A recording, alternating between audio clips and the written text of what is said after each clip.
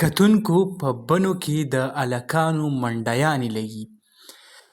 یو طرف ته که تاسو وګورئ که نه دا وخت تاسو ته کم تصویران چې دي کم ویډیو چې دي هغه په سکرین باندې ښودلی کېږي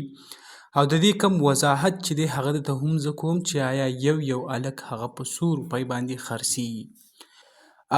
د کم د هغه ځای کم ذرایع چې ده د هغې مطابق چې تقریبا پرون داسې لکه که موږ وګورو د روژې مبارکه ورځ ده په 21 لاک روپۍ باندې یو هلک هغه خرڅ کړی شوی دی. دا اوس خرڅېږي څنګه انټرسټینګ خبره دلته ده. ګورئ دا داسې لکه فرض که یو کس دی هغه د هلک یا ځان نه ساتلی دی خرچي یې پرې کړي ګاډی ول اخیستی دی د نه علاوه پیسې یې پرې لګولي دي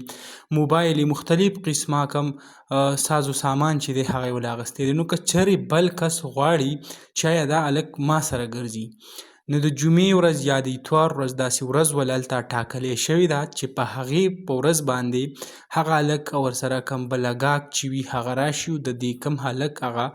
پیسې چې پې چا لګولي وي د هغې نه دا بل سړی ډیمانډ وکړي چې زه به تاله یعنې دونه پیسې درکم تا پې لګولي فرض که 50 لاک دي نو زه به تاله درکم 60 لاک او دا کم هلک چې دی هغه ما ته راکړه. نو هغه دغه په خپل منځ کې کم جوړ چې دی هغه د هغه وکړی شي او دا یو هلک د یو کس نه بل ته هغه حواله کړی شي.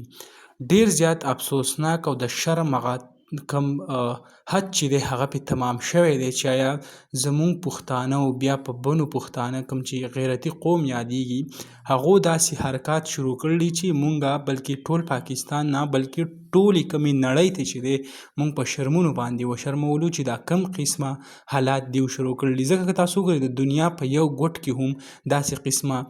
قصه یا داسې قسمه میله نشته لکه کم چې په بنو کې ده او بنو پې خپل یو نوم جوړ کړی دی. نو ډېره زیاته شرمناک ډېره زیاته افسوسناک حکومت په هغې باندې هم څه اکشن اخیستی دی او بھرپور خپلې کمې کاروایانې چې دي هغه هم جاري کړي دي او څه ناڅه کسان چې کم دی هغه